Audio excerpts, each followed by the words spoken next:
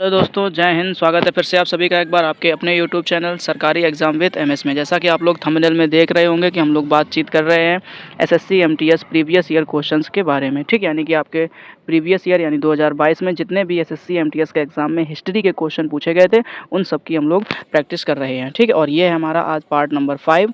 इससे पहले हम लोग 4 पार्ट हिस्ट्री के सॉल्व कर चुके हैं। ठीक है, तो आप लोग अगर वो वीडियो नहीं देखे हैं तो प्लीज़ प्लेलिस्ट में जा करके वो वीडियो अच्छे से देख सकते हैं। ठीक, हम आप लोगों को एक बात और बता दें कि अगर आप स्टैटिक जीके की प्रैक्टिस करना चाहते हैं तो हमारे चैनल पर स्टैटिक जीके के नाम से एक प्लेलिस्ट बनी हुई है, वहाँ पर जा करके आप स्टैटिक जीके के क्वेश्चंस को प्रैक्टिस कर सकते हैं। फिलहाल हम लोग आज बातचीत करने वाले हैं क्वेश्चन नंबर 61 से। इससे पहले हम लोग 60 क्वेश्चंस को सॉल्व कर चुके हैं। ठीक है, जरा ध्यान से देखिए, हम लोग पढ़ते हैं क्वेश्चंस को।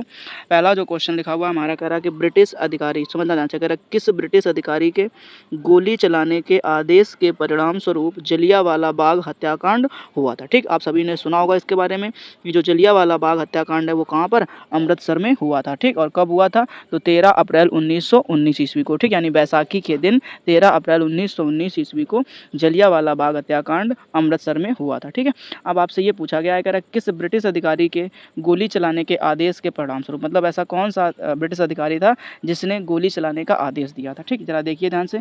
पहला जो ऑप्शन है वो हमारा लिखा हुआ है वारेन हेस्टिंग, यानी वारेन हेस्टिंग ने आदेश दिया था गोली चलाने का। या दूसरा ऑप्शन जो है वो हमारा लिखा है चार्ल्स मेटकॉफ, या तीसरा ऑप्शन लिखा है चार्ल्स कॉर्नवालिस, और लास्ट ऑप्शन जो है वो कह रहा है हमारा रेजिनाल्ड डायर। ठीक, यानी जो जनरल डायर था उसने ही गोली चलाने का आदेश दिया था। ठीक, तो आपको यहाँ पर ध्यान रखना है ऑप्शन नंबर डी, यानी कि रेजिनाल्ड डायर। ठीक, यानी जो जनरल डायर थे उनके आदेश देने पर गोली चलाने का आदेश जो उनके द्वारा दिया गया। ठीक, और जिसके परिणाम स्वरूप जलियांवाला बाग हत्याकांड हुआ था। ठीक है, फिलहाल अब हम लोग देखते हैं नेक्स्ट क्वेश्चन को। और नेक्स्ट क्वेश्चन जो है वो हमें से पूछ रहा है क्या, कि गुर्जर, प्रतिहार, राष्ट्रकूट और पाल वंशों के शासक के ऊपर नियंत्रण को लेकर सदियों तक आपस में लड़ते रहे। ठीक, मतलब गुर्जर, प्रतिहार, राष्ट्रकूट और पाल वंश, ठीक, के शासक के ऊपर नियंत्रण को लेकर सदियों तक आपस में लड़ते रहे। मतलब ऐसी कौन सी जगह थी जिसको लेकर के वो लोग आपस में हमेशा लड़ाई करते रहते थे। मतलब वो कहते थे कि मेरा उस पर नियंत्रण रहेगा, और प्रतिहार वाले लोग कहते थे कि मेरा नियंत्रण रहेगा। ठीक, तो ऐसी कौन सी जगह थी, तो आपको नाम बताना है। ऑप्शन नंबर ए में लिखा हुआ है कन्नौज, ठीक, और ऑप्शन नंबर बी में लिखा हुआ है पाटलिपुत्र, और ऑप्शन नंबर सी में लिखा हुआ है जयपुर, और ऑप्शन नंबर डी में लिखा हुआ है उज्जैन। ठीक है, तो आपको यहाँ पर ध्यान रखना है ऑप्शन नंबर ए, यानी कि कन्नौज। यानी कन्नौज को लेकर के गुर्जर, प्रतिहार, राष्ट्रकूट और पाल वंश के जो शासक थे आपस में लगातार लड़ते रहते थे। ठीक है, तो आप, और आपसे अगर एक क्वेश्चन इसी में और पूछा जा सकता है कि इत्र की नगरी किसे कहते हैं, तो उसे भी हम लोग किसे बोलते हैं, कन्नौज को बोलते हैं। ठीक, तो यहाँ पर आपका ऑप्शन नंबर सही हो जाएगा ए, कन्नौज। ठीक है, चलिए अब हम लोग देखते हैं नेक्स्ट क्वेश्चन को। चलिए, अच्छा ध्यान से देखिए, नेक्स्ट क्वेश्चन जो है वो हमसे कह रहा है क्या, कि भारतीय राष्ट्रीय कांग्रेस ने सन 1929 में की अध्यक्षता में पूर्ण स्वराज प्रस्ताव पारित किया था। ठीक, मतलब ऐसे कौन से व्यक्ति थे जिनकी अध्यक्षता में भारतीय राष्ट्रीय कांग्रेस ने सन 1929 ईस्वी में पूर्ण स्वराज प्रस्ताव को पारित किया था। ठीक, तो पहला ऑप्शन जो है वो आपका कह रहा है सरदार वल्लभ भाई पटेल, ठीक, और दूसरा ऑप्शन जो है वो कह रहा है महात्मा गांधी, और तीसरा ऑप्शन है जवाहरलाल नेहरू, और चौथा ऑप्शन है लाला लाजपत राय। ठीक है, तो आपको यहाँ पर ध्यान रखना है ऑप्शन नंबर सी, यानी कि जवाहरलाल नेहरू, यानी जवाहरलाल नेहरू की अध्यक्षता में पूर्ण स्वराज प्रस्ताव जो है वो पारित किया गया था। ठीक, और अब कब किया गया था, तो आपको ध्यान रखना 1929 ईस्वी में किया गया था। ठीक है, चलिए अब हम लोग देखते हैं नेक्स्ट क्वेश्चन को। अब नेक्स्ट क्वेश्चन जो है वो हमसे कह रहा है क्या, कि वर्ष 1918 में महात्मा गांधी ने, ठीक, यानी वर्ष 1918 में महात्मा गांधी ने की हड़ताल का सफलतापूर्वक नेतृत्व किया था। ठीक, यानी किसकी हड़ताल का सफलतापूर्वक नेतृत्व किया था, कह रहा है पहले ऑप्शन में व्यापारियों की हड़ताल का, ऑप्शन नंबर बी में कह रहा है सेना के जवानों की हड़ताल का, या ऑप्शन नंबर सी कह रहा है दलितों के हड़ताल का। ठीक, या ऑप्शन नंबर डी लिखा हुआ मिल मजदूरों की हड़ताल का। ठीक, तो आपको यहाँ पर ध्यान रखना है ऑप्शन नंबर डी, यानी मिल मजदूरों। ठीक, यानी मिल मजदूरों की हड़ताल का सफलतापूर्वक नेतृत्व किया था। कब किया था, तो वर्ष 1918 ईस्वी में। ठीक है, चलिए अब हम लोग देखते हैं नेक्स्ट क्वेश्चन। और जो नेक्स्ट क्वेश्चन है वो हमसे कह रहा है क्या, कि रामपुरवा, ध्यान से पढ़ना है क्वेश्चन को। ठीक, कह रहा है रामपुरवा बैल जो कि बिहार के रामपुरवा में पाए गए एक मौर्य स्तंभ का हिस्सा था। यानी जो रामपुरवा बैल जो एक बिहार के रामपुरवा में पाए गए एक मौर्य स्तंभ का हिस्सा था, वो अब रखा गया है। तो कहाँ पर रखा गया ये आपको बताना है। ठीक, जो पहला ऑप्शन हमारे पास में लिखा हुआ है संसद भवन में रखा गया है। ठीक, और दूसरा ऑप्शन कह रहा है प्रधानमंत्री भवन में रखा गया है, और तीसरा ऑप्शन कह रहा है राजपथ में रखा गया, और चौथा ऑप्शन जो है वो कह रहा है राष्ट्रपति भवन में रखा गया। ठीक, तो आपको यहाँ पर ध्यान रखना है ऑप्शन नंबर डी, यानी राष्ट्रपति भवन, ठीक, यानी जो रामपुरवा बैल है उसे जो है राष्ट्रपति भवन में रखा गया है। ठीक है, चलिए अब हम लोग देखते हैं नेक्स्ट क्वेश्चन को।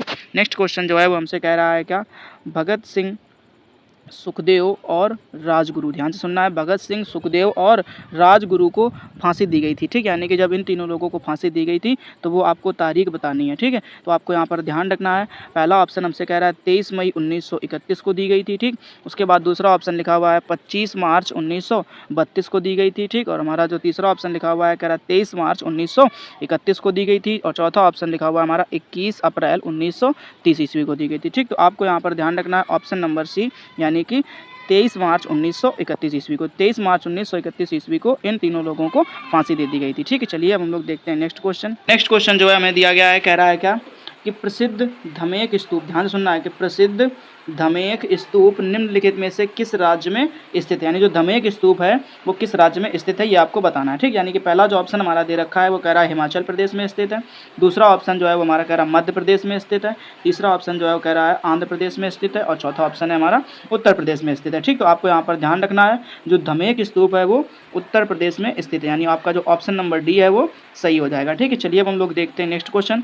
नेक्स्ट क्वेश्चन जो है हमसे कह रहा है क्या कि तराइन का प्रथम युद्ध, ध्यान से रखना बहुत इंपॉर्टेंट है। ठीक, कह रहा है तराइन का प्रथम युद्ध किसके और किसके बीच में लड़ा गया था। ठीक, ये बात आपको बतानी है कि जो तराइन का प्रथम युद्ध हुआ था वो किसके और किसके बीच में लड़ा गया था। ठीक, तो आपको ध्यान रखना पहला जो ऑप्शन है वो कह रहा है पृथ्वीराज चौहान और मोहम्मद बिन कासिम के बीच में, ध्यान से सुनना है कि पृथ्वीराज चौहान और मोहम्मद बिन कासिम के बीच में। ठीक, और जो दूसरा ऑप्शन है कह रहा है पृथ्वीराज चौहान और महमूद गजनवी के बीच में, और तीसरा ऑप्शन जो है हमारे पास कह रहा है पृथ्वीराज चौहान और कुतुबुद्दीन ऐबक के बीच में। ठीक, और जो लास्ट ऑप्शन है कह रहा है पृथ्वीराज चौहान और मोहम्मद गौरी के बीच में। ठीक, तो आपको यहाँ पर ध्यान रखना ऑप्शन नंबर डी, यानी कि पृथ्वीराज चौहान और मोहम्मद गौरी के बीच में तराइन का जो प्रथम युद्ध है वो लड़ा गया था। ठीक है, आई होप आप लोगों को ये क्वेश्चन अच्छी तरीके से समझ में आ गया होगा। चलिए अब हम लोग देखते हैं नेक्स्ट क्वेश्चन को। नेक्स्ट क्वेश्चन जो है वो हमसे कह रहा है क्या कि सन 1867 में, ध्यान समझना, सन 1867 में केशव चंद्र सेन ने आत्माराम पांडुरंग को में प्रार्थना समाज की स्थापना करने की सहायता की थी। तो उन्होंने सहायता प्रदान करी थी। अब कह रहा आत्माराम पांडुरंग को, ठीक है, तो कहाँ पर उन्होंने सहायता प्रदान करी थी ये बात आपको बतानी है। ठीक, जो पहला ऑप्शन हमसे कह रहा है कि पूना में, दूसरा ऑप्शन कह रहा है बॉम्बे में, तीसरा ऑप्शन कह रहा है कलकत्ता में, और चौथा ऑप्शन कह रहा है चेन्नई में। ठीक, तो आपको यहाँ पर ध्यान रखना ऑप्शन नंबर बी, यानी कि बॉम्बे में। ठीक, तो उन्होंने बॉम्बे में प्रार्थना समाज की स्थापना करने में सहायता प्रदान करी थी। ठीक, उसके बाद में जो हमसे नेक्स्ट क्वेश्चन है वो कह रहा है क्या निम्नलिखित में से कौन सा बौद्ध विश्वविद्यालय, ध्यान समझना है, ठीक, निम्नलिखित में से कौन सा बौद्ध विश्वविद्यालय भारत के बिहार में स्थित है। ठीक, तो आपको ध्यान रखना है, कह रहा है ऑप्शन नंबर ए नालंदा विश्वविद्यालय, ऑप्शन नंबर बी वल्लभी विश्वविद्यालय, ऑप्शन नंबर सी नवदीप विश्वविद्यालय। ठीक, और ऑप्शन नंबर डी है हमारा सोमपुरी विश्वविद्यालय। ठीक, तो आपको यहाँ पर ध्यान रखना ऑप्शन नंबर ए नालंदा विश्वविद्यालय। ठीक है, तो आपका यहाँ पर ऑप्शन नंबर ए सही हो जाएगा। चलिए अब हम लोग देखते हैं नेक्स्ट क्वेश्चन को। नेक्स्ट क्वेश्चन जो है वो हमसे कह रहा है क्या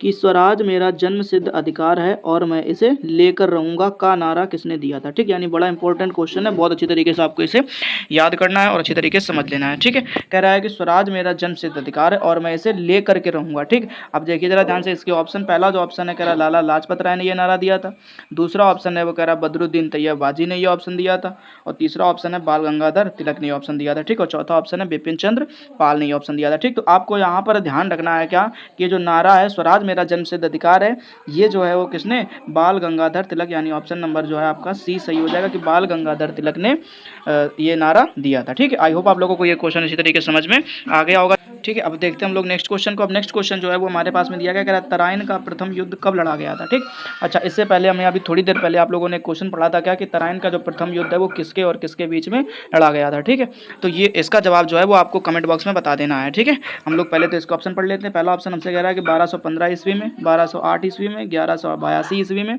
और 1191 ईस्वी में। ठीक है, तो आपको यहाँ पर ध्यान रखना ऑप्शन नंबर डी, यानी 1191 में। ठीक है, 1191 में तराइन का प्रथम युद्ध लड़ा गया था। ठीक है, चलिए, अच्छा, ठीक है, हम लोग देखते हैं नेक्स्ट क्वेश्चन। अब नेक्स्ट क्वेश्चन जो है वो कह रहा है इंग्लिश ईस्ट इंडिया कंपनी ने किस वर्ष, ध्यान रखना है कि इंग्लिश ईस्ट इंडिया कंपनी ने किस वर्ष बंगाल में दीवानी प्राप्त करी थी। ठीक, तो कह रहा है 1770 ईस्वी में करी थी, 1765 ईस्वी में करी थी, 1760 ईस्वी में करी थी या 1755 ईस्वी में करी थी। ठीक, तो आपको यहाँ पर ध्यान रखना ऑप्शन नंबर बी, यानी 1765 ईस्वी में इंग्लिश ईस्ट इंडिया कंपनी ने बंगाल की दीवानी प्राप्त करी थी। ठीक है, तो यहाँ पर आपका ऑप्शन नंबर बी सही हो जाएगा। ठीक है, चलिए अब हम लोग देखते हैं नेक्स्ट क्वेश्चन। और नेक्स्ट क्वेश्चन जो है वो हमसे कह रहा है क्या निम्नलिखित में से कौन सी संरचना बौद्ध धर्म से संबंधित है? ध्यान रखना है, निम्नलिखित में से कौन सी संरचना बौद्ध धर्म से संबंधित है। ठीक, तो यहाँ पर आपका ऑप्शन नंबर ए में लिखा हुआ मंडप, ऑप्शन नंबर बी में लिखा हुआ पल्लव, ऑप्शन नंबर सी में लिखा हुआ शिखर और ऑप्शन नंबर डी में लिखा हुआ स्तूप। तो आपको यहाँ पर ध्यान रखना ऑप्शन नंबर डी यानी कि स्तूप, यानी जो स्तूप है वो बौद्ध धर्म से संबंधित है। ठीक, तो यहाँ पर आपका ऑप्शन नंबर डी सही हो जाएगा। ठीक है, चलिए हम लोग देखते हैं नेक्स्ट क्वेश्चन और आज का लास्ट क्वेश्चन। ठीक, यानी इस वीडियो का ये लास्ट क्वेश्चन है। ठीक, हम लोग फिर से मिलेंगे इसके नेक्स्ट पार्ट में यानी पार्ट नंबर 6 में। ठीक है, फिलहाल हम लोग इस क्वेश्चन को देख लेते हैं। कह रहा है क्या कि जो ये चोल काल के दौरान ब्रह्मदेव प्रकार की भूमि के रूप में जाना जाता था। मतलब ऐसी कौन सी जो भूमि हुआ करती थी चोल काल में जो ब्रह्मदेव के नाम से जानी जाती थी। ठीक, तो आपको यहाँ पर ध्यान रखना ऑप्शन नंबर ए में कह रहा है राजकीय व्यक्ति की भूमि, या ऑप्शन नंबर बी कह रहा है मंदिर में उपहार में दी गई भूमि, या ऑप्शन नंबर डी कह रहा है गैर ब्राह्मण किसान स्वामी की भूमि। ठीक, यह आपसे कह रहा है कि ऑप्शन नंबर डी यानी ब्राह्मणों को उपहार में दी गई भूमि, यानी जो ब्राह्मणों को उपहार में दी गई भूमि। ठीक, ये अब यहाँ पर ध्यान रखना आपको ऑप्शन नंबर डी यानी जो ब्राह्मणों को उपहार में दी गई भूमि हुआ करती थी उसे हम लोग ब्रह्मदेव के नाम से जानते थे। ठीक, आई होप आप लोगों को ये सारे के सारे क्वेश्चन अच्छे तरीके से समझ में आ गए होंगे और उम्मीद करता हूँ आप लोग जल्दी ही इन क्वेश्चन को तैयार कर लोगे। ठीक है, फिलहाल हम लोग मिलेंगे इसके नेक्स्ट पार्ट यानी पार्ट नंबर 6 में। तब तक के लिए जय हिंद, अपना ख्याल रखना और अच्छे से पढ़ाई करते रहना।